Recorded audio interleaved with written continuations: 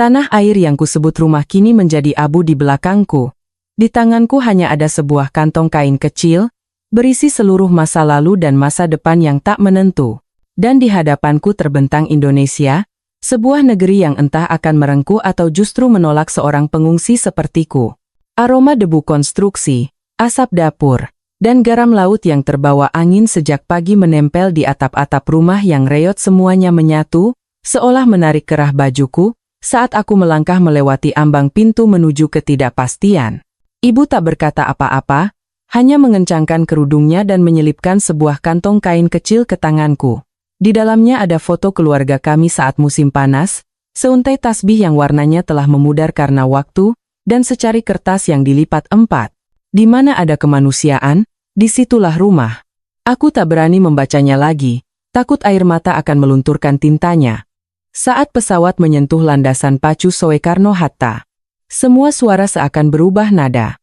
Tak ada lagi gemuruh bangunan runtuh yang tiba-tiba, tak ada lagi napas yang tersengal-sengal saat bersembunyi di bunker, melainkan bahasa Indonesia, mengalir cepat dan bulat, melesat di telingaku seperti ikan-ikan kecil. Tersesat di antara kerumunan orang yang tampak cerah itu, aku menarik koperku, merasa seperti berjalan di atas selembar foto panjang yang terlalu terang, lampu putih, papan penunjuk arah berwarna biru, barisan orang yang tertata rapi, suara yang monoton dari pengeras suara, deru roda koper yang berputar di atas lantai keramik yang mengilap. Seorang petugas imigrasi membaca nama keluargaku dengan aksen yang aneh, lembut seperti seutas benang. Aku tersenyum dan mengangguk, kedua tanganku masih mencengkeram erat tali kantong pemberian ibu. Seolah jika aku melepaskannya, semua yang menjadi milikku akan hancur berkeping-keping. Pintu kaca besar terbuka, embusan udara sejuk dan lembab menerpa dadaku. Ia membawa aroma bensin yang samar, bau kopi dan roti panggang yang harum dari suatu tempat di dekatnya, serta aroma hujan yang baru saja reda yang masih menempel di dedaunan pintu masuk. Aku terpaku selama beberapa detik, memandangi jalan yang terbentang di depanku. Taksi-taksi berbaris, lampunya berkedip-kedip.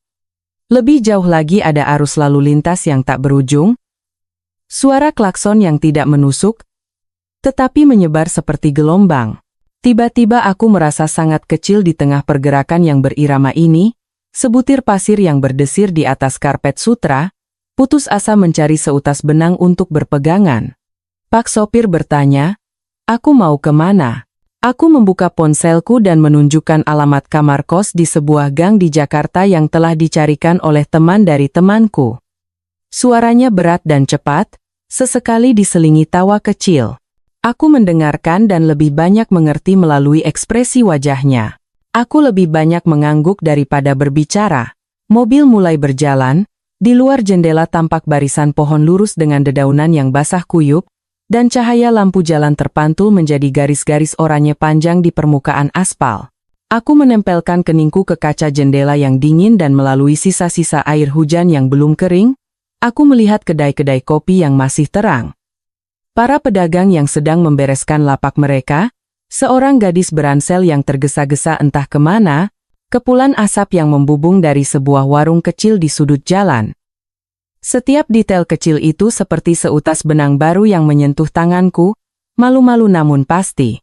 Ketika kami memasuki gang itu, aku sedikit bingung karena gang itu sempit dan panjang seperti sebuah lagu yang belum selesai dinyanyikan. Pintu-pintu bercat cerah berdempetan, di atasnya ada jalinan kabel listrik yang rumit, di terasnya ada beberapa pot tanaman hijau. Hujan baru saja reda, tanahnya dipenuhi genangan air yang memantulkan cahaya lampu kuning. Aku menarik koperku ke pintu dengan nomor rumah yang kucari dan mengetuk pelan. Pintu terbuka dengan derit yang ramah. Ibu kos adalah seorang wanita bertubuh mungil dengan rambut yang disanggul rapi dan mata yang jernih seperti dua not musik. Ia berbicara padaku dalam bahasa Indonesia yang pelan, menggunakan isyarat secukupnya agar artinya muncul dengan sendirinya di kepalaku. Aku menunduk, berkata selamat malam, Bu dengan suara yang asing dan mengikutinya menaiki tangga yang sempit. Kamarku ada di lantai 3. Kecil dan nyaman, seperti sebuah kotak untuk menampung helaan napas. Dinding putihnya dihiasi noda-noda lembab yang tampak seperti awan. Di langit-langit, kipas angin tua berputar perlahan, dan dari jendela yang menghadap atap seng rumah sebelah, terlihat sepetak langit kelabu. Di sini ada sebuah tempat tidur, sebuah meja kayu kecil, dan sebuah rak kosong. Aku meletakkan koperku, melepas kerudung, dan duduk bersimpuh di lantai. Selama beberapa detik, segalanya seolah berhenti, seolah kota ini sedang menahan napas agar aku bisa mendengar detak jantungku sendiri. Aku mengambil foto keluarga dari kantong ibu dan meletakkannya di atas meja. Ayahku tersenyum separuh. Ibu menatap lurus ke kamera, tegas namun baik hati. Adik laki-lakiku memiringkan kepala, seolah ingin menanyakan sesuatu tetapi belum sempat. Aku melingkarkan tasbih di sekitar bingkai foto, sementara kertas yang terlipat 4 kuletakkan di bawahnya. Aku tidak membukanya, hanya menyentuhnya saja sudah cukup membuat mataku perih. Suara teriakan para pedagang asongan yang terdengar dari gang tidak seperti teriakan di Gaza, tetapi mereka memiliki ritme yang akrab dari kota-kota yang hidup dari napas manusia. Sebuah sepeda motor lewat, seekor anjing menggonggong 3 kali lalu diam. Aku mendekati jendela dan membukanya. Angin sejuk dan lembab menyentuh keningku. Di halaman kecil rumah sebelah, seseorang sedang menjemur jas hujan, dan tetesan airnya jatuh berbunyi tik-tik dengan irama yang teratur. Aku teringat malam-malam di rumah, saat ibu menjemur lap dapur, dan aroma sabun berpadu dengan aroma garam laut yang samar-samar di beranda. Kenangan tidak datang menerjang seperti ombak, melainkan dengan lembut menyelimuti segala sesuatu di dalam ruangan, membuatku duduk tak bergerak seperti patung yang baru saja diselimuti lapisan embun beku. Aku mengambil buku catatan bersampul tebal dari koperku. Di halaman pertama, aku menulis, hari pertama di Indonesia. Huruf-huruf itu gemetar seperti tangan seseorang yang baru belajar berjalan di jalan berbatu. Aku mencatat alamat, nama ibu kos, waktu pesawat mendarat, dan bahkan bau hujan di atap seng. Aku membuat sketsa peta sederhana dari gang itu, berjanji pada diri sendiri bahwa besok aku akan mencoba membeli makanan. Aku membalik halaman dan menyalin beberapa kalimat bahasa Indonesia yang telah kupelajari melalui ponsel. Selamat pagi, terima kasih, maaf. Berapa harganya? Di sampingnya, aku menuliskan pengucapannya menurut caraku sendiri. Naif. Tapi itu memberiku keyakinan bahwa aku bisa berbicara. Aku menulis dengan perlahan dan teratur, seolah sedang merajut jaring, berharap jaring itu akan cukup kuat untuk menahanku jika aku tergelincir. Ponselku bergetar pelan. Pesan dari seorang teman di kejauhan, kau sudah sampai? Semua baik-baik saja? Aku mengambil foto sudut kamarku, melampirkan gambar jendela dengan sepetak langit yang mulai terang. Semua baik. Jawabku. Aku berusaha agar 2 kata semua baik terdengar cukup berat untuk menenangkan temanku, dan cukup ringan agar hatiku tidak tenggelam ke dasar. Saat aku meletakkan ponsel, dari bawah gang terdengar suara tawa yang jernih dan nyaring, seolah seseorang baru saja terpeleset tetapi sempat berpegangan pada pagar dan tertawa karena lega. Suara yang sangat normal itu tiba-tiba menghantam ruang kosong di dadaku, membuatnya bergetar pelan. Aku sadar sudah sangat lama aku tidak mendengar tawa seperti itu. Tawa yang setelahnya kau tidak perlu menunggu suara mengkhawatirkan lainnya. Aku berbaring di tempat tidur, menatap langit-langit. Kipas angin masih berputar perlahan, melukis lingkaran-lingkaran tak beraturan, seperti jam tangan seorang siswa yang ceroboh. Aku membayangkan aroma apa yang akan menantiku di luar besok. Aroma soto, makanan yang sering disebut orang, aroma kopi kental, aroma hujan yang masih tersisa di daun bunga sepatu. Aku membayangkan sapaan pertama yang akan kuterima, anggukan dari tetangga, tatapan penasaran dari seorang anak kecil. Aku membayangkan sebuah senyuman. Hanya sebuah senyuman saja. Aku telah melihatnya di banyak wajah yang berlalu di luar jendela mobil dalam perjalanan dari bandara. Aku berharap senyuman itu akan menemukanku besok pagi. Seperti tanda koma yang diletakkan di tempat yang tepat dalam kalimat panjang hari pertamaku. Sebelum memejamkan mata, aku membuka kertas yang dilipat ibu. Huruf-huruf Arab yang kecil dan rapi muncul. Di bawahnya ada sebaris kalimat bahasa Inggris yang telah ibu salin dari suatu tempat. Biarkan kebaikan menjadi kompasmu. Aku meletakkan kertas itu di samping foto keluarga. Di luar jendela, Langit tidak lagi kelabu melainkan berubah menjadi hitam lembut. Kota ini bernapas dengan teratur, dengan ritme yang berbeda dari kotaku, tetapi itu tetaplah ritme manusia. Aku menarik selimut hingga ke dada, mendengarkan suara-suara asing seperti teman seperjalanan. Anehnya, di tengah semua keasingan ini, aku merasakan seutas benang tipis yang hangat, mungkin dari tasbih ini. Mungkin dari senyuman ibu kos, atau mungkin dari kalimat, di mana ada kemanusiaan, disitulah rumah yang mulai menemukan tempatnya malam ini. Malam pertama di Indonesia tidak menjanjikanku apa-apa, selain tidur yang gelisah dan keheningan yang pekat. Tetapi saat aku meletakkan tangan di dada dan merasakan jantungku berdetak dengan teratur, aku menyadari bahwa, setidaknya, ia berdetak searah dengan napas kota ini, sebuah kota yang tidak tahu namaku tetapi tetap rela memberiku tempat untuk berbaring tenang. Dan mungkin, di tempat yang sangat jauh, di mana ombak Mediterania masih memecah di tepi pantai, ibu juga sedang meletakkan tangan di dadanya seperti aku, membisikkan doa untuk keselamatan. Jarak di antara kedua tangan kami malam ini akan dihubungkan oleh suara-suara baru, aroma-aroma baru, dan harapan akan sebuah senyuman di pagi hari. Keesokan paginya, aku terbangun dengan perasaan seolah baru saja mengalami mimpi yang aneh. Langit-langit masih seputih itu, kipas angin masih dengan teratur melukis lingkaran-lingkaran tak sempurnanya. Tetapi cahaya yang masuk melalui jendela sudah berbeda kuning keemasan dan lembut, ia hinggap di dinding membentuk seberkas kehangatan. Aku duduk, selama beberapa detik lupa di mana aku berada. Tapi kemudian suara sepeda motor yang khas dari bawah gang, gonggongan singkat seekor anak anjing, potongan suara seorang wanita memanggil seseorang dalam bahasa Indonesia. Semuanya serentak mengingatkanku, aku di Jakarta, di sebuah kamar kos kecil, setengah dunia jauhnya dari Gaza. Aku membasuh muka dengan air dingin dari pancuran tua, menatap cermin dan melihat mataku yang sedikit bengkak jejak semalam penuh kerinduan dan air mata. Aku mengenakan kerudungku lagi, membuka pintu, dan menuruni tangga yang sempit.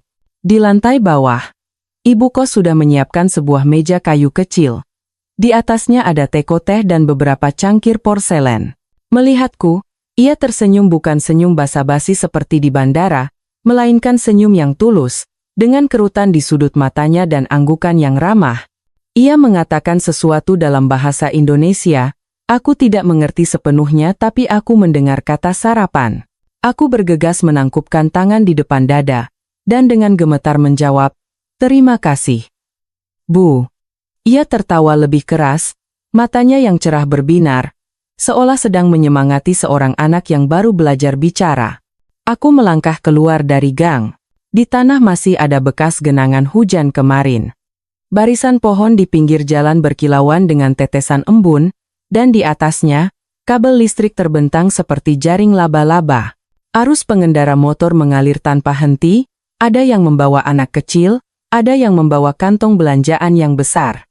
Suara klakson, teriakan pedagang, dan obrolan menyatu menjadi sebuah musik yang tak pernah berhenti. Aku berhenti di ujung gang, mengambil napas dalam-dalam.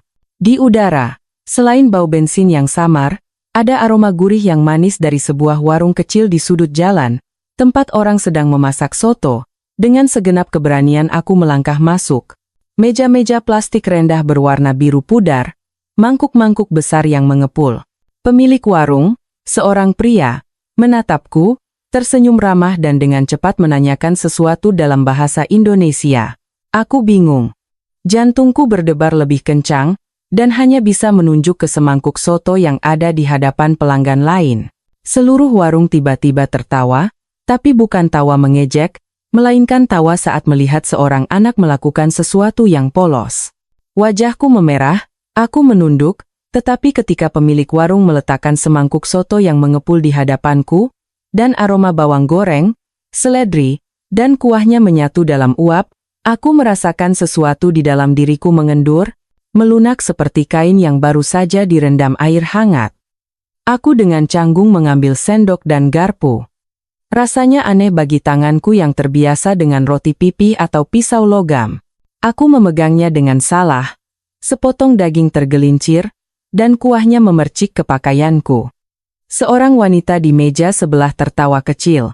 lalu mencondongkan tubuhnya untuk menunjukkan cara memegang yang benar. Aku dengan canggung mengikuti arahannya, tapi akhirnya berhasil menyendok sedikit soto. Seluruh meja sebelah bertepuk tangan pelan. Tawa terdengar. Tidak ada niat buruk, hanya sebuah kegembiraan yang tulus. Aku merasa malu sekaligus merasakan sesuatu di dalam dadaku bersinar samar. Suapan soto pertama terasa panas, rasa gurih dari kuahnya menyebar di lidah, meninggalkan rasa ringan yang segar di tenggorokan. Aku teringat makan malam di Gaza, nasi harum dengan buncis, daging domba berbumbu, aroma kayu manis dan pala yang kuat. Sekarang di Indonesia, bumbunya berbeda, rasanya berbeda, tetapi perasaannya tetap sama. Makanan bisa menenangkan jiwa yang lelah. Aku makan perlahan, mengamati orang-orang di sekitarku. Mereka berbicara dengan riuh, saling memanggil. Suara sendok beradu dengan mangkuk, tawa yang renyah. Aku merasa seperti duduk di tepi sebuah lingkaran yang hangat. Ketika aku hendak membayar, aku dengan bingung menyodorkan selembar uang bernominal besar, tidak tahu berapa harganya. Pemilik warung menatapku, menggelengkan kepala, mengembalikan uang itu dan mengambil sendiri selembar uang yang lebih kecil dari dompetku, lalu ia memberikan kembalian. Ia mengatakan sesuatu yang tidak ku mengerti, tapi aku tahu ia tersenyum sangat ramah. Aku menunduk dan berkata, "Terima kasih." Merasakan gelombang ketidakberdayaan dan haru membuncah di dalam hati. Orang-orang asing, bahasa yang berbeda, tetapi kebaikan begitu jelas seperti cahaya. Kembali ke kamar kecilku, aku duduk di meja kayu dan membuka buku catatan. Aku menulis, hari kedua, soto. Aku dengan kikuk menggambar semangkuk sup yang mengepul. Dan di sampingnya menulis kata-kata bahasa Indonesia yang kudengar. Tidak yakin apakah benar. Aku menambahkan sebuah kalimat, orang-orang baik, bahkan ketika aku ceroboh. Malamnya, aku mencoba berjalan-jalan di gang. Anak-anak sedang berlarian, bermain dengan bola plastik dan meneriakkan sesuatu dengan suara cepat dan nyaring. Mereka berhenti, menatapku, terkikik dan serempak berkata, "Hello." Aku tertawa membalasnya.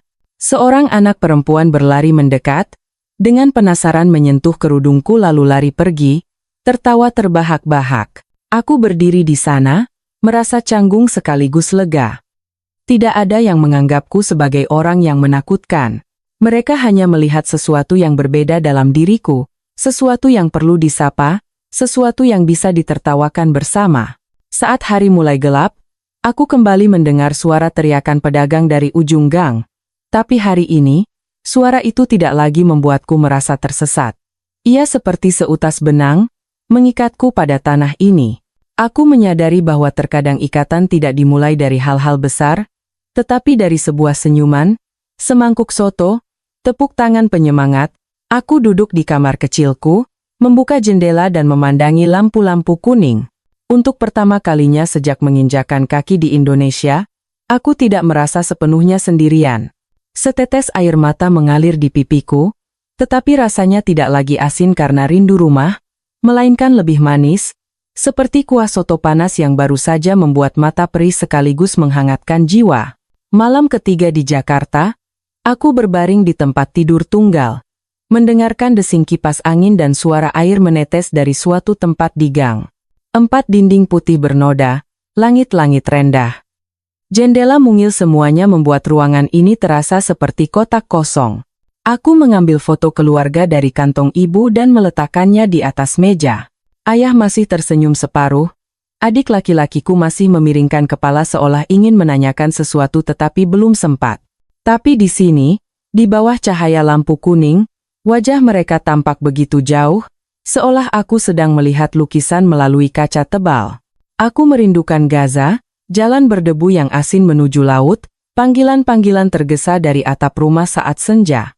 Tetapi kenangan itu tidak hanya indah. Di dalamnya ada bau asap, suara bom, pelukan terburu-buru sebelum turun ke bunker. Aku merasakan jantungku mengerut sekaligus mengembang, seperti selembar kain yang ditarik kencang di antara dua ujung yang berlawanan. Di satu sisi adalah tanah air yang menderita, di sisi lain adalah tanah baru yang asing yang belum bisa kusebut rumah. Aku menyalakan ponsel, menunggu sinyal lemah yang menghubungkanku dengan Gaza. Ibu mengirim pesan, "Apa kamu makan dengan cukup? Jangan sampai sakit ya." Aku membaca pesan itu berulang kali, tidak langsung membalas, karena aku tidak tahu harus menulis apa selain kata baik-baik saja. Aku takut jika aku menceritakan bagaimana aku menangis, ibu akan sedih. Aku mengiriminya foto semangkuk soto, tadi pagi disertai dengan emoji tersenyum. Ibu membalas dengan sebuah hati. Tapi saat layar mati, keheningan kembali menyelimuti ruangan. Aku duduk memeluk lutut, menatap kegelapan yang meluas di sekelilingku. Ada saat-saat, kerinduan akan rumah menjadi begitu kuat hingga tubuhku mulai bergetar. Aku merindukan aroma kopi kental di pagi hari, merindukan suara musik Arab dari kedai kopi kecil di ujung jalan. Merindukan tangan ibu yang dengan lembut menyentuh bahuku saat aku bangun. Di sini, semua suara terasa asing. Suara sandal jepit seseorang di gang. Suara pisau dan talenan dari dapur di bawah, teriakan-teriakan yang cepat dan singkat. Aku tidak mengerti apa yang mereka katakan, tetapi setiap suara, seperti ombak, menghantamku, mengingatkanku bahwa aku adalah orang luar di sini. Malam terasa begitu panjang. Aku mengambil buku catatanku dan dengan canggung menulis kata-kata bahasa Indonesia yang baru kupelajari. Selamat pagi. Terima kasih. Sampai jumpa. Aku membacanya dengan keras. Terus-menerus salah. Pengucapannya begitu canggung hingga aku sendiri harus tertawa. Tawa itu menggema di ruangan kecil, terdengar asing sekaligus melegakan. Tiba-tiba aku berpikir bahwa jika aku tidak mempelajari bahasa ini, aku akan selamanya menjadi bayangan, melintas begitu saja dalam kehidupan ini. Jadi, aku berjanji pada diri sendiri bahwa suatu hari nanti, aku akan bisa berbahasa Indonesia, untuk benar-benar hidup di sini, bukan hanya sekadar ada, tapi malam-malam seperti ini masih terasa berat. Aku berbaring telentang, menatap langit-langit, dan bayangan kipas angin mengulangi putarannya, mengingatkanku bahwa waktu terus berjalan. Bahkan ketika aku merasa terjebak, aku mendengar tawa anak-anak dari kejauhan, menggema lalu lenyap, suara sepeda motor yang melesat lalu menghilang di kehampaan. Kota ini terus berubah, sementara aku terbaring tak bergerak, dengan kekosongan di dalam jiwa. Kadang-kadang aku membayangkan diriku kembali ke Gaza, membuka pintu, duduk bersama keluarga di meja makan, tapi kemudian bayangan itu lenyap seperti asap. Aku menangis, bantal basah kuyup, dan aku tidak berani menyalakan lampu, takut melihat air mataku sendiri. Saat aku memejamkan mata, sebuah pertanyaan terus berulang, bisakah aku hidup di sini? Itu bukan pertanyaan tentang tempat tinggal atau makanan, melainkan tentang hati. Apakah ia akan mampu menahan kesepian ini? Apakah ia akan menemukan irama yang sama dengan seseorang di negeri asing ini? Aku tidak punya jawaban. Aku hanya tahu bahwa sekarang aku kecil, seperti anak yang tersesat di pasar besar, dan belum ada yang memegang tanganku untuk menunjukkan jalan. Dan justru di saat-saat rapuh inilah, aku mulai menyadari bahwa kesepian tidak bisa dihilangkan. Tapi mungkin, hanya dengan sesuatu yang sangat kecil, sebuah senyuman, sapaan, uluran tangan cukuplah untuk membuatnya menjadi lebih tenang. Aku belum menemukannya, tapi jauh di dalam hati, aku berharap itu akan terjadi pada suatu pagi. Pagi di hari keempat di Jakarta, aku keluar kamar, berniat mencari sarapan. Gang kecil masih sepi seperti biasa, beberapa motor lewat, di ujung jalan terdengar tawa anak-anak. Aku baru saja mengunci pintu dan berbalik ketika tatapanku bertemu dengan seorang nenek yang tinggal tepat di seberang. Ia sedang keluar dari rumah dengan sekeranjang sayuran segar di tangannya, kepalanya dibalut kain yang warnanya sudah pudar. Saat mata kami bertemu, ia tiba-tiba tersenyum. Senyum itu tidak dibuat-buat, sederhana dan ringan seperti embusan angin. Tapi pada saat itu, aku tertegun. Aku sudah terbiasa dengan dinginnya suasana, dengan keheningan di hari-hari pertama. Dan kemudian sebuah senyuman membuat dadaku tiba-tiba hangat. Aku dengan canggung dan lirih berkata, "Selamat pagi, Nek," dengan bahasa Indonesia yang terbata-bata. Nenek itu tersenyum lebih lebar, mengangguk, dan perlahan melanjutkan langkahnya. Aku berdiri di sana cukup lama, memandangi sosok kecilnya yang perlahan menjauh, dan merasakan hatiku lega seolah baru saja melepaskan beban berat. Aku terus memikirkan senyuman itu. Ia seperti sebuah pesan bahwa aku tidak sepenuhnya sendirian di tempat ini. Hanya dengan membuka hati, orang bisa merasakan kehangatan di sekitarnya.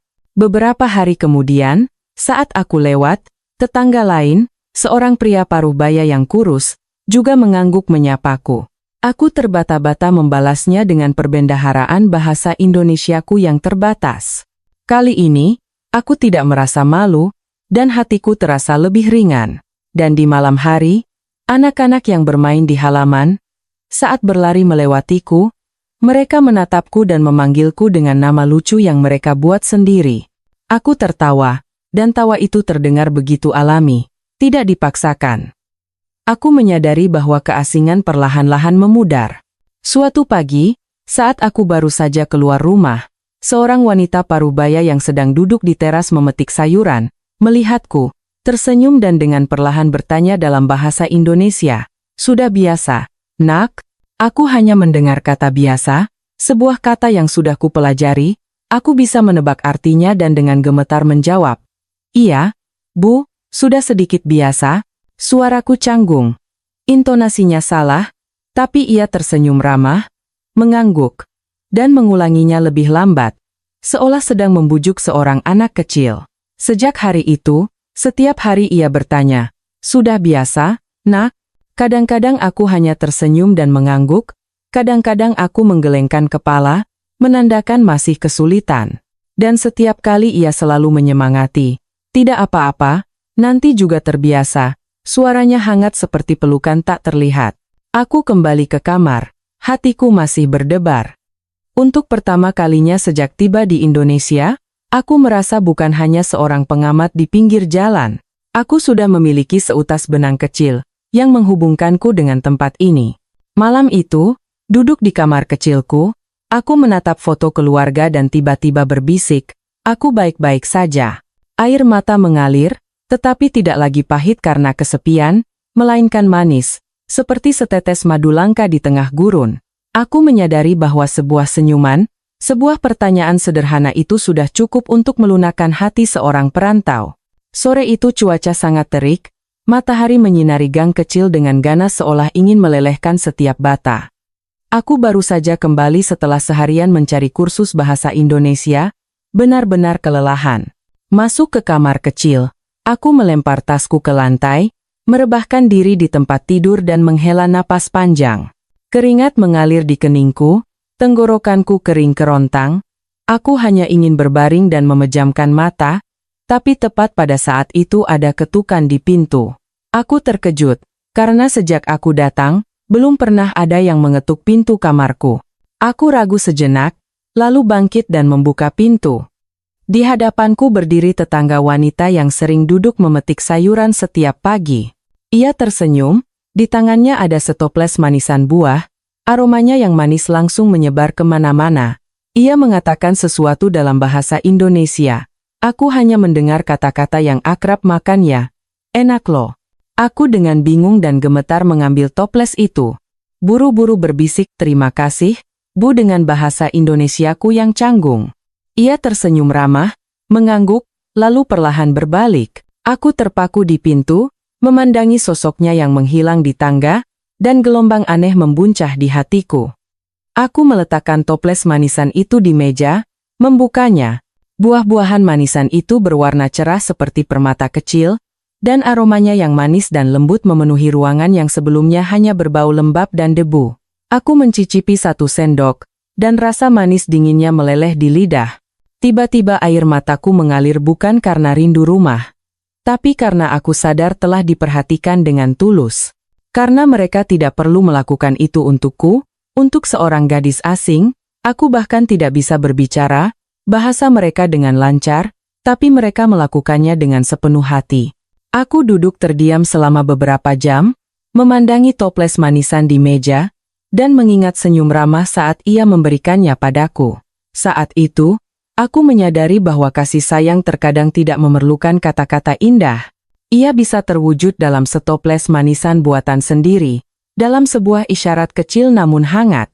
Kamar yang tadinya terasa dingin tiba-tiba memiliki rasa, warna, dan kehidupan.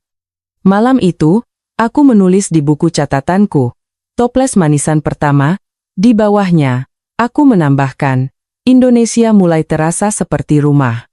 Dan ketika aku berbaring, dadaku terasa ringan. Aku tahu kesepian akan kembali, kerinduan akan Gaza tidak akan hilang.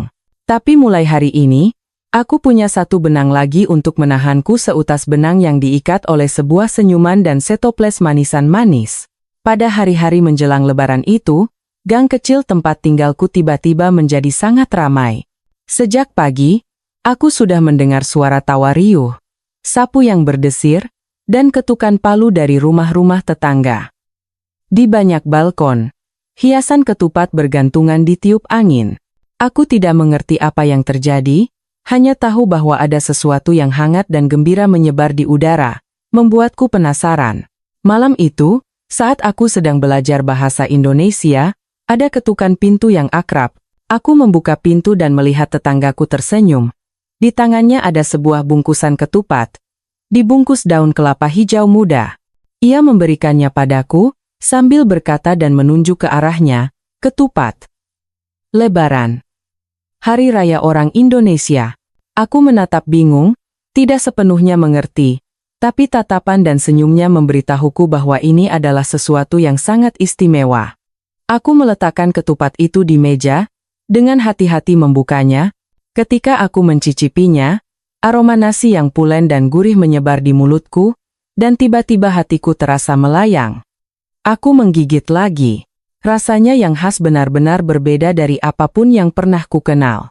Aku teringat Gaza, di mana setiap hari raya, keluargaku juga berkumpul di sekitar hidangan tradisional. Saat itu, mataku terasa perih. Aku menyadari bahwa meskipun jauh dari tanah air, aku masih bisa merasakan suasana kekeluargaan, hanya saja dengan cara yang berbeda. Malamnya, aku melangkah keluar ke gang dan melihat seluruh warga berkumpul di sekitar meja darurat. Di atasnya ada ketupat lain dan berbagai macam kue kering. Tawa riang terdengar, orang dewasa mengobrol dengan seru, sementara anak-anak berlarian bermain. Seorang anak tiba-tiba berlari ke arahku, memberiku selembar uang kecil dan tertawa renyah. Selamat Idul Fitri. Aku tertawa membalasnya, terkejut sekaligus bahagia. Untuk pertama kalinya, aku merasa bukan hanya tamu asing, melainkan bagian dari kegembiraan hari raya mereka. Malam itu, aku duduk di kamarku, memandangi sisa ketupat di meja, dan mengingat senyum, suara orang-orang, dan aroma makanan. Napasku tercekat, tapi bukan karena sedih. Aku merasa telah menyentuh seutas tali penghubung, sebuah keluarga baru yang terbentuk dari hal-hal sederhana. Aku menulis di buku catatanku, ketupat. Cita rasa rumah yang lain. Dan di bawahnya, aku menambahkan, di Gaza, aku punya keluarga sedarah. Di Indonesia, aku sedang memiliki keluarga sejiwa. Sehari setelah Lebaran, aku baru saja membuka pintu untuk keluar ketika bertemu dengan tetangga wanita yang sering menanyakan apakah aku sudah terbiasa. Ia sedang duduk di teras, tangannya dengan cekatan memetik sekeranjang daun kemangi. Melihatku, ia tersenyum, mengangguk menyapa lalu menunjuk ke arah ujung gang, tempat banyak orang berkumpul. Ia perlahan mengucapkan beberapa kata. Di antaranya aku hanya mengerti ke pasar. Mau ikut? Aku sedikit bingung, karena sejak datang ke Indonesia, aku hanya membeli barang di warung kecil dekat rumah dan hampir tidak berani pergi jauh. Tapi senyum ramah dan anggukan penyemangatnya membuatku memutuskan untuk mengangguk setuju. Jadilah, untuk pertama kalinya aku pergi ke pasar bersama seorang tetangga. Jalan menuju pasar pendek, tapi penuh dengan pengalaman baru. Aroma pagi bercampur dengan asap dapur, lalu lintas padat, suara pedagang yang berteriak. Saat kami tiba di gerbang pasar, aku seolah masuk ke dunia lain. Dagangan berdesakan, warna-warni cerah dari sayuran hijau, tomat merah, sisik ikan segar yang berkilauan, ikatan daun kemangi yang mengeluarkan aroma sejuk. Suara dari segala penjuru menyatu menjadi orkestra yang hidup. Suara orang menawar, suara pisau dan talenan, suara tawa dan obrolan. Tetanggaku berjalan sambil menunjuk. Ini daun ketumbar, Ini kemangi, dan ini ikan gabus, ini ikan lele. Aku tidak mengerti sepenuhnya, tapi melihat matanya berbinar, aku pun tersenyum dan mengangguk seperti murid yang patuh. Beberapa saat kemudian, ia memberiku seikat kecil daun kemangi dan dengan lembut berkata, "Ini buat kamu." Aku mengambil ikat daun itu, merasakan perasaan aneh di hatiku, seolah baru saja diberi hadiah sederhana namun penuh kasih sayang. Di satu waktu, ia menunjukkanku lapak bumbu, toples-toples acar, cabai merah segar, lalu tersenyum sambil membuat gerakan tangan yang berarti pedas. Aku tertawa, teringat pertama kali makan soto dan hampir menangis karena sambal. Di sekitar, para pedagang lain menatapku dengan penasaran, beberapa tersenyum menyapa, ada seorang kakek yang bahkan ragu-ragu berkata, "Hello." Aku membalasnya, dan tawa ramah pun terdengar. Saat kami meninggalkan pasar, aku membawa sekantong sayuran dan sedikit buah yang telah ia bantu belikan. Berjalan di tengah keramaian, hatiku terasa ringan. Pasar bukan hanya tempat berbelanja, melainkan sebuah lukisan hidup, di mana aku mulai belajar untuk berbaur dengan orang Indonesia, bukan lagi berdiri di pinggir. Malam itu, aku menulis di buku catatanku, "Pergi ke pasar, pelajaran pertama tentang ritme hidup Indonesia." Dan di bawahnya, aku menggambar sebuah keranjang penuh sayuran, lalu menambahkan, "Kasih sayang terkadang tidak butuh banyak kata. Seikat sayuran dan sebuah senyuman sudah cukup." Aku berbaring di tempat tidur, memeluk erat buku catatanku, dan mendengarkan suara orang yang masih terdengar di gang.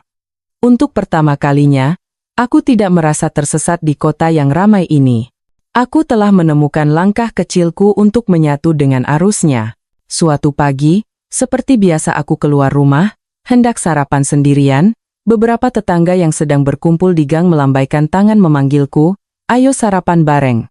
Aku berhenti dengan bingung dan menunjuk diriku sendiri, untuk memastikan mereka berbicara padaku, semua orang tertawa dan mengangguk. Aku ragu sejenak lalu memutuskan untuk mengangguk. Kami berjalan ke ujung gang dan berhenti di sebuah warung pinggir jalan. Beberapa meja plastik rendah berwarna biru diletakkan berdekatan, di sekelilingnya ada asap mengepul dari kompor kecil, tempat sate-sate sedang dipanggang di atas bara. Pemilik warung dengan cekatan membolak-balik sate, mengambil sayuran, dan suara lemak yang mendesis bercampur dengan teriakan memesan makanan yang riuh. Aku duduk di kursi plastik, tanganku sedikit gemetar karena gugup, tapi langsung terbawa suasana hangat dari semua orang. Mereka meletakkan sepiring lontong sayur panas di hadapanku, aroma santan berpadu dengan bau bawang goreng dan kuah kacang, dan aku, antara bersemangat dan cemas, tidak tahu harus mulai dari mana. Seorang bapak di sebelahku tersenyum dan menunjukkan cara menyendoknya. Aku mencoba mengikutinya, tapi begitu canggung hingga sepotong lontong jatuh ke meja, seluruh kelompok tertawa. Tapi itu bukan tawa mengejek, melainkan tawa gembira dan ramah. Aku ikut tertawa. Merasakan pipiku memanas, tapi di dalam dada muncul perasaan lega. Setiap suap lontong sayur yang kumakan terasa lembut, gurih, dan kaya rasa. Aku mengunyah perlahan, membiarkan rasa asing ini meleleh. Di Gaza, sarapan biasanya adalah roti pita dengan daging atau humus. Tapi di sini, aku sedang makan sesuatu yang sama sekali berbeda. Dan anehnya, aku tidak merasa asing, melainkan seperti sedang mengikuti ritual keluarga yang baru. Semua orang makan sambil mengobrol, sesekali menoleh ke arahku untuk tersenyum, dan perlahan mengucapkan beberapa kalimat bahasa Indonesia. Aku hanya mengerti sebagian kecil, tapi tatapan hangat dan isyarat ramah mereka tidak membuatku merasa tersisih. Seorang anak di sebelahku tiba-tiba menyelipkan permen ke tanganku dan tertawa jenaka. "Kakak, makan ya." Aku tertawa, menerimanya, dan seluruh meja ikut bersorak. Saat sarapan selesai, semua orang berdiri, dan masing-masing mengangguk tersenyum padaku, seolah mengkonfirmasi, "Kita satu kelompok, kamu tidak sendiri lagi." Dalam perjalanan pulang, aku tidak membawa apa-apa di tangan, tapi hatiku terasa penuh bukan karena sedih, tapi karena satu lagi kenangan hangat. Malam itu, aku menulis di buku catatanku, sarapan bukan hanya tentang makanan, ini tentang keluarga. Dan untuk pertama kalinya sejak meninggalkan Gaza, Aku percaya bahwa aku bisa menemukan rumah kedua di sini. Melalui sarapan sederhana di meja plastik kecil, bersama orang-orang yang berbicara bahasa berbeda, tapi tertawa dalam irama yang sama. Hari-hari setelah sarapan itu, aku mulai menyadari sesuatu yang baru. Aku bukan lagi gadis asing di gang kecil ini. Setiap pagi, saat keluar rumah, pasti ada seseorang yang mengangguk menyapaku, tersenyum, atau sekadar bertanya, "Mau kemana?" Dengan bahasa Indonesia yang hanya kupahami sebagian, tapi itu sudah cukup untuk menghangatkan hatiku.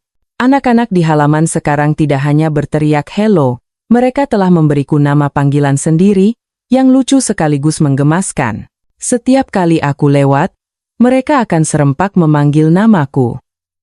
Aku tersenyum, dan melambaikan tangan membalasnya. Anak-anak tertawa renyah, mengikutiku sebentar. Ada yang bahkan menyentuh kerudungku lalu lari menghilang, tertawa terkekeh-kekeh. Aku teringat anak-anak di Gaza. Di malam hari, kami sering bermain bola di gang sempit, dan tawa jernih mereka menggema di seluruh lingkungan. Ternyata, anak-anak dimanapun sama polosnya dan bisa membawa kebahagiaan dengan hal-hal paling sederhana. Ada malam-malam, ketika aku pulang terlambat, cahaya lampu kuning yang hangat terpancar dari jendela-jendela rumah di kedua sisi gang. Saat lewat, aku selalu melihat seseorang duduk di teras minum teh atau memetik sayuran, dan orang itu akan mengangkat kepala, menatapku dan tersenyum. Suatu kali, seorang tetangga bertanya, "Hari ini capek?" Aku hanya bisa mengangguk dan menjawab singkat dalam bahasa Inggris, tapi di dalam hati aku sangat terharu. Aku bukan lagi bayangan tak terlihat yang melintas di kota. Aku telah menjadi bagian dari kehidupan di sini, meskipun hanya dalam momen-momen kecil seperti itu. Suatu hari, saat aku sedang di pasar bersama tetanggaku, seorang pedagang menanyakan sesuatu padaku. Aku tidak mengerti dan menatap tetanggaku dengan bingung. Ia menjawab untukku, lalu menoleh padaku sambil tersenyum. Ia menerjemahkan dengan singkat. Dia tanya, "Kamu dari mana?" Aku menarik napas dalam-dalam dan mencoba berkata dengan sangat perlahan dalam bahasa Indonesia. "Saya dari Gaza." Wajah pedagang itu langsung berseri. Ia mengangguk-angguk, dengan cepat mengatakan sesuatu. Di antaranya aku hanya mendengar dengan jelas Palestina, saudara. Aku tertegun.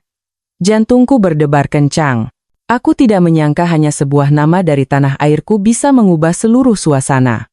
Orang-orang mulai menjabat tanganku, tersenyum dengan sangat ramah, dan di mata mereka terpancar ikatan. Saat itu, aku merasa tidak sendirian. Kembali ke kamar malam itu, aku membuka buku catatan dan menulis. Hari ini mereka memanggil nama tanah airku, dan mereka memanggilnya dengan segenap hati. Aku menggarisbawahi kata, saudara yang baru kupelajari dalam bahasa Indonesia, dan melingkarinya. Di sampingnya, aku menambahkan, rasanya untuk pertama kalinya aku merasa Gaza tidak sejauh itu dari Indonesia. Malam tiba. Aku duduk di dekat jendela, memandangi cahaya lampu jalan yang bergetar di tiup angin. Aku tersenyum tipis dan berbisik, aku sudah menjadi tetangga yang akrab, dan senyuman itu tidak lagi kaku seperti hari-hari pertama, melainkan penuh kebanggaan dan rasa syukur. Tahun itu, saat Lebaran, halaman bersama kami sudah ramai sejak beberapa hari sebelum hari raya. Setiap rumah dihiasi lampu kelap-kelip, pintu dibersihkan, di atas meja ada hiasan ketupat, dan aroma makanan yang sedang dimasak menyebar dari jendela-jendela. Aku lewat, hatiku terasa berdebar, sama seperti hari-hari raya di Gaza, ketika semua orang membersihkan halaman, memasang lentera, dan membuat kue. Pagi di hari pertama Lebaran, aku baru saja membuka pintu ketika mendengar tawa riang di bawah. Seorang tetangga melambaikan tangan, memanggilku turun. Aku ragu-ragu, tapi tatapan dan senyum semua orang membuatku melangkah turun. Di tengah halaman ada sebuah meja panjang, dihiasi berbagai macam hidangan, opor ayam, rendang, ketupat, sambal goreng ati. Aku duduk di sebuah kursi plastik, jantungku berdebar kencang, karena aku belum pernah diundang ke pesta Lebaran seperti ini. Seseorang menuangkan teh panas untukku, mengambilkan sepotong ketupat ke piringku. Aku masih memegang sendok dan garpu dengan canggung, tapi kali ini tidak ada yang tertawa, Mereka menunggu dengan sabar. Saat aku berhasil menyendok sepotong opor, seluruh meja bertepuk tangan. Aku tertawa, merasa air mata hampir menetes. Seorang gadis kecil di sebelahku memberiku selembar uang kecil, mengatakan sesuatu dalam bahasa Indonesia. Aku hanya mengerti kata salam tempel. Aku tidak langsung mengerti, tapi semua orang tertawa dan menjelaskan dengan isyarat. Itu untuk keberuntungan di tahun yang baru. Aku menunduk sedikit, menerima hadiah itu dengan kedua tangan, dan merasakan haru yang mendalam. Di Gaza, saat hari raya, anak-anak juga menerima hadiah dan uang dari orang dewasa. Tiba-tiba aku merasa jarak setengah dunia terhapus oleh selembar uang kecil. Malamnya, aku dipanggil lagi ke halaman, tempat semua orang berkumpul di sekitar panggangan sate. Orang dewasa memanggang daging dan mengenang tahun yang lalu, anak-anak berlarian sambil tertawa. Seorang bapak tua mendekatiku, meletakkan tangannya di bahuku dan dengan perlahan berkata, "Anggap saja ini rumahmu sendiri." Nah, napasku tercekat, air mata menggenang. Aku hanya bisa mengangguk, tidak bisa berkata apa-apa. Kembali ke kamar kecilku, aku meletakkan uang salam tempel dan sepotong sate di atas meja. Di samping foto keluarga, aku berbisik, aku sudah punya rumah lagi. Malam itu, kamar tidak lagi terasa dingin. Ia dipenuhi aroma hari raya. Tawa masih terngiang dalam ingatanku, dan perasaan dicintai, disambut. Di buku catatanku, aku menulis, Lebaran pertamaku, aku bukan lagi orang asing. Dan di bawahnya, aku menarik garis panjang, untuk mengingat momen ini sebagai titik balik dalam hidupku. Suatu pagi setelah liburan, seperti biasa aku pergi ke pasar bersama tetanggaku. Saat ia sedang memilih sayuran, seorang pedagang menatapku dengan penasaran dan menanyakan sesuatu dalam bahasa Indonesia.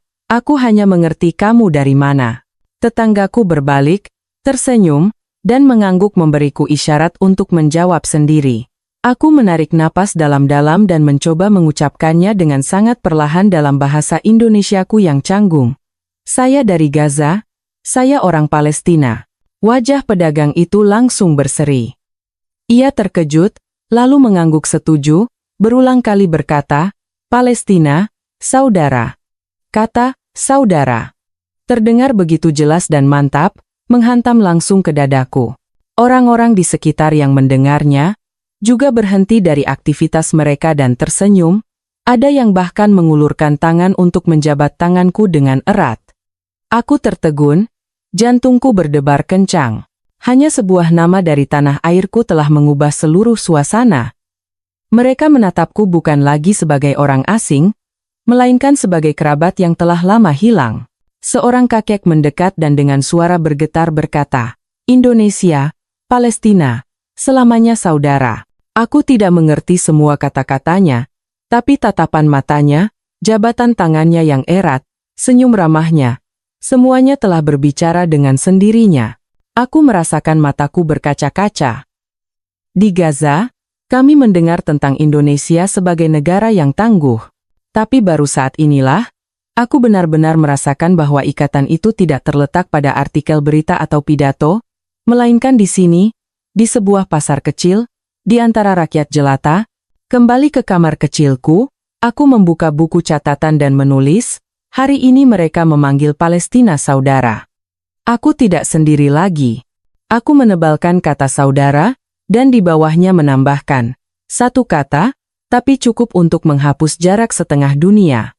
Malam itu, aku duduk di dekat jendela, memandangi cahaya kuning dari lampu-lampu jalan. Aku berbisik pada diri sendiri, sepertinya aku telah menemukan keluarga lain, sebuah keluarga yang menganggapku saudara hanya karena aku berasal dari Gaza. Dan untuk pertama kalinya sejak meninggalkan tanah air, aku merasakan kebanggaan yang membuncah di dadaku bersama dengan rasa syukur yang tak terhingga. Suatu sore, aku duduk di teras bersama beberapa tetangga. Mereka menuangkan teh panas, minum perlahan, dan mengobrol. Ketika mereka tahu aku berasal dari Gaza, pembicaraan tiba-tiba berubah arah. Seorang kakek berambut putih meletakkan cangkir tehnya, matanya menatap jauh. Dulu Indonesia sangat sulit. Tapi Palestina selalu ada di samping kami. Aku tertegun. Jantungku seakan berhenti berdetak. Ia melanjutkan, suaranya bergetar namun mantap. Ia bercerita tentang tahun-tahun perjuangan, ketika rakyat Palestina mendukung Indonesia, ketika delegasi Palestina datang berkunjung, membawa persahabatan dan solidaritas. Aku tidak mengerti setiap katanya, tapi aku bisa merasakan dengan jelas emosi di matanya. Setiap kalimatnya seperti aliran sungai bawah tanah, mengalir dari masa lalu langsung ke hatiku. Tetangga lain menambahkan, Palestina selalu bersama Indonesia. Memang benar saudara. Ia mengatakan itu sambil menepuk dadanya, seolah menekankan bahwa perasaan ini datang dari lubuk hati yang paling dalam. Aku merasakan mataku basah. Aku tumbuh di tengah suara bom, di malam-malam tanpa cahaya, mendengar orang tuaku bercerita tentang kesendirian negara kami. Tapi hari ini, di sebuah halaman rumah di Jakarta, aku mendengar seorang Indonesia biasa mengingat hal itu dengan penghargaan seolah itu adalah bagian dari darah dagingnya sendiri. Aku menyadari bahwa tanah airku tidak pernah dilupakan. Kakek itu menatapku dengan tatapan ramah. Orang Palestina sangat baik, mereka banyak membantu Indonesia. Sekarang Indonesia menyayangi Palestina seperti keluarga sendiri. Aku mengangguk, tidak bisa berkata-kata. Air mata terus mengalir di pipiku yang panas. Aku menangis bukan karena sedih, tapi karena bangga. Gazaku, Palestinaku telah meninggalkan jejak yang begitu dalam di hati orang-orang ini. Malam itu, aku dengan gemetar menulis di buku catatanku, Indonesia dan Palestina bukan hanya persahabatan. Itu adalah kenangan yang hidup di dalam setiap orang. Di sampingnya, aku menggambar dua lingkaran yang saling bertautan, untuk merekam perasaan menyatu ini. Malam semakin larut, angin awal musim kemarau yang sejuk menyusup melalui celah pintu. Aku duduk di kamar kecil dan memikirkan kata-kata tetanggaku. Tiba-tiba aku sadar bahwa kalimat Palestina dan Indonesia adalah saudara bukanlah sebuah slogan. Ia hidup dalam setiap senyuman, setiap tatapan, dalam setiap cerita sederhana yang kudengar hari ini. Dan aku berjanji pada diri sendiri bahwa aku akan membawa kenangan ini pulang, menceritakannya kepada kerabatku di Gaza, agar mereka tahu bahwa kami tidak pernah sendirian. Suatu pagi, saat bangun tidur, aku membuka ponsel untuk membaca berita. Di layar muncul sebuah judul, Masyarakat Indonesia galang dana untuk rakyat Palestina. Aku tertegun. Jantungku berdebar kencang. Aku menggulir ke bawah, dan gambar-gambar muncul di depan mataku. Antrean panjang orang, kotak-kotak donasi yang diletakkan dengan rapi, lembaran-lembaran uang yang berpindah tangan.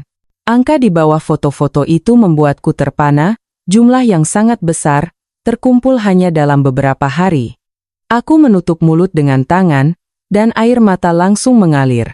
Aku membacanya berulang kali, berpikir aku salah lihat, tapi tidak. Setiap foto, setiap baris tulisan begitu jelas. Orang-orang Indonesia, orang-orang biasa yang kutemui setiap hari, pedagang di pasar, tetangga yang selalu mengkhawatirkanku, sopir taksi yang tersenyum ramah, mereka semua telah bergandengan tangan untuk Gaza, untuk Palestina. Aku menangis terseduh-seduh. Air mata ini sama sekali berbeda dengan air mata di malam-malam pertama yang sepi.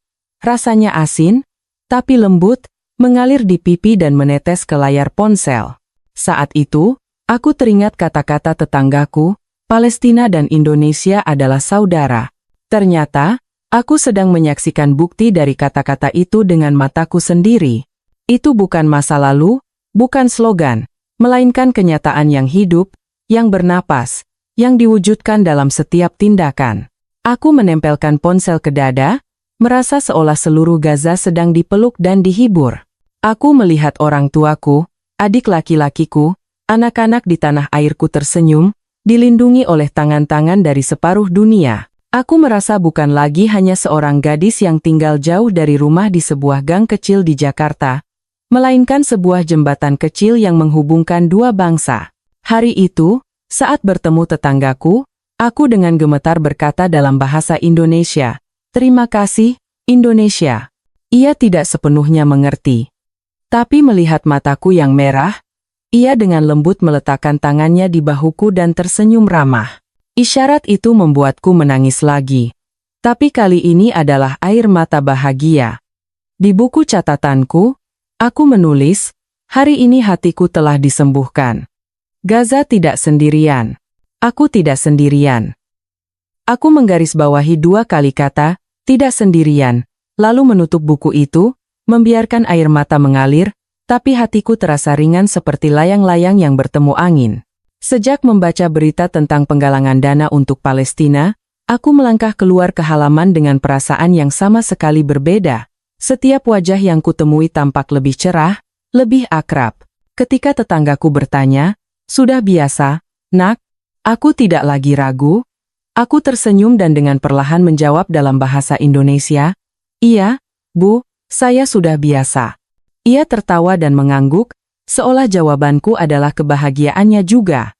Aku menyadari bahwa kamar kecilku tidak lagi menjadi kotak dingin yang menelanku di malam-malam yang panjang.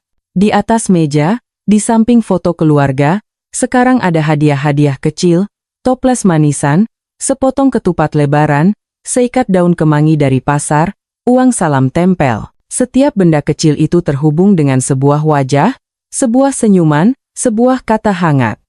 Kamar ini sekarang seperti gudang kenangan hangat, mengisi setiap ruang kosong. Di malam hari, saat berjalan-jalan di gang, aku mendengar anak-anak memanggil namaku dan tertawa riang. Seorang anak laki-laki menyelipkan sekantong permen ke tanganku, lalu lari menghilang. Aku tertawa, merasa seperti kembali ke masa kecil. Dalam pelukan keluarga, suatu hari hujan deras, dan aku tidak punya jas hujan. Seorang tetangga mengetuk pintu dan memberiku jas hujan lamanya, berkata, "Pakai ini, nanti basah semua." Aku dengan gemetar menerimanya. Hanya sebuah kalimat sederhana, tapi napasku tercekat. Aku mulai mengerti bahwa keluarga bukan hanya tempat kau dilahirkan. Keluarga adalah tempat kau disambut, dicintai, dan dianggap sebagai bagian yang tak terpisahkan. Dan di Indonesia, aku telah menemukan keluarga seperti itu, sebuah keluarga tanpa ikatan darah, tapi penuh dengan cinta. Suatu kali, dalam sebuah pertemuan kecil warga, Pak RT meletakkan tangannya di bahuku dan dengan ramah berkata, "Kamu di sini sudah seperti di rumah sendiri ya." Saat itu, aku terharu hingga tidak bisa berkata-kata. Hanya bisa mengangguk, air mata mengalir di pipi, tapi di bibirku ada sebuah senyuman. Aku merasakan dengan jelas bahwa aku bukan lagi tamu asing, melainkan sudah benar-benar menjadi bagian dari keluarga. Di buku catatanku, aku menulis, Indonesia adalah rumah keduaku. Di sini, aku menemukan kedamaian yang tidak pernah diberikan oleh perang di Gaza. Di bawahnya, aku menggambar sebuah rumah kecil. Asap mengepul dari cerobongnya. Dan di sekelilingnya ada anak-anak yang tertawa dan orang dewasa yang saling menyapa. Malam itu, untuk pertama kalinya aku tidur nyenyak dan tidak bermimpi buruk, tidak ada suara bom. Aku bermimpi sedang berjalan di gang kecil kami. Di kedua sisi ada wajah-wajah yang kukenal. Semua orang tersenyum dan memanggil namaku, nama yang telah diberikan oleh seluruh lingkungan. Dan aku tahu, aku telah benar-benar menemukan tanah air keduaku. Hari ketika aku terbang ke Indonesia, aku hanyalah seorang gadis kecil dari Gaza dengan koper yang berat dan hati yang penuh kecemasan. Aku ingat malam-malam pertama di kamar yang dingin. Ketika aku mendengarkan suara kendaraan yang melintas di luar jendela dan merasa seperti sebutir pasir yang tersesat di gurun asing. Aku ingat bagaimana aku menangis karena tidak mengerti bahasa. Karena canggung memegang sendok dan garpu, karena jarak yang terasa tak dapat diatasi. Tapi kemudian, hari demi hari, segalanya berubah. Sebuah senyuman dari nenek berkerudung. Sebuah pertanyaan ramah, "Sudah biasa, Nak?" Setoples manisan buah yang diberikan langsung ke tangan, sepotong ketupat harum di hari Lebaran, seikat daun kemangi dari pasar pagi, selembar uang kecil dari seorang anak, sebuah jas hujan tua di tengah badai semua. Hal sederhana itu telah menyatu menjadi sebuah gambaran besar. Sebuah gambaran tentang kebaikan dan kemanusiaan. Aku mengerti bahwa aku bukan lagi orang asing. Aku telah menjadi tetangga yang akrab, dipanggil namanya oleh anak-anak, diajak makan oleh orang dewasa, dianggap seperti keluarga oleh seluruh lingkungan. Aku mengerti bahwa keluarga tidak hanya ada di Gaza, keluarga juga ada di sini, dalam pelukan tangan-tangan yang tidak sedarah tetapi penuh kasih. Saat aku membaca berita tentang orang Indonesia yang menggalang dana untuk Palestina, aku menangis sejadi-jadinya. Aku menangis karena mengerti bahwa aku tidak sendirian, tanah airku tidak ditinggalkan, Indonesia telah membuka lengannya tidak hanya untukku, seorang gadis dari negeri yang jauh, tetapi untuk seluruh bangsaku. Kalimat Palestina dan Indonesia adalah saudara. Bukan lagi slogan di buku-buku, melainkan telah menjadi kenyataan yang hidup dalam setiap senyuman, setiap tatapan, setiap tindakan. Sekarang, jika ada yang bertanya padaku, di Indonesia, apakah kamu merasa asing? Aku akan tersenyum dan menjawab dengan sangat jelas dalam bahasa Indonesia, tidak. Ini adalah tanah air keduaku. Aku telah melewati hari-hari kesepian, melewati malam-malam panjang merindukan Gaza, untuk menemukan kedamaian di sebuah gang kecil di Jakarta. Aku tahu bahwa bahkan jika suatu hari nanti aku kembali ke tanah airku, kenangan tentang tempat ini akan selamanya menjadi bagian terindah dalam hidupku. Kenangan tentang sebuah Indonesia yang telah membuka lengannya dan mengubah seorang gadis yang tersesat menjadi anggota keluarga. Saya menutup buku catatan saya, yang telah penuh dengan tulisan yang canggung. Di halaman terakhir, saya menulis, dulu, negaraku memanggil Indonesia saudara, dan hari ini, Indonesia telah melakukan hal yang sama.